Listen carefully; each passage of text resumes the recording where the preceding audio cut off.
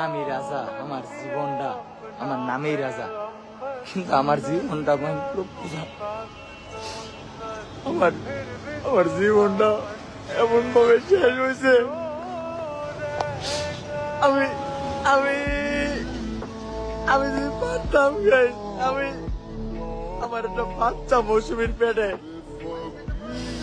আমি আর নিতে পারতেছি না। আমার এই বাচ্চাটা নিয়ে কি করতেছে, আমার এই বাচ্চারা, আমি রানী, আমার মা, আমার কলজার টুকরা, এই মাইয়াটার আমি বুঝলাইতে কত কষ্টে আছি।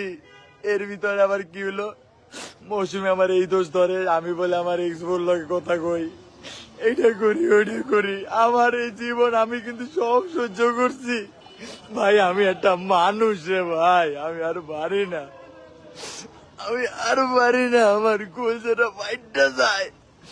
আমি এত দোষ, আমি সব দোষ আমার লয়েছি, কিন্তু আমি আর পারতাছি না ভাই। আজকে আমার বউ মৌসুমী একটা শাড়ি দেওয়ার কারণে ওরে আমি একটা থাপড় দিছি, শুনবেন কি হয়েছে, আমার জুতা দিয়ে মারছে, আমার জুতা দিয়ে আমার গায়ে হাত করছে। আমি আমি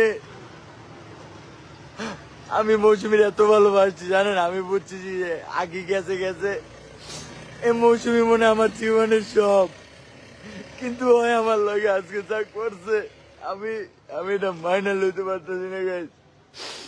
আমি জানি আপনারা অনেক হাসবেন, এটা করবেন ওই করবেন, কিন্তু আমি আজকে চা সত্য সব কইলাম, আমি আর পারতাছি না।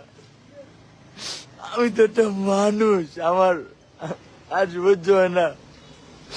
আমি আমি সব চাই না, আমি কি করলাম আমার জীবনটাতে, আমার জীবনটা আমি নিজে নষ্ট করে লাইলাম।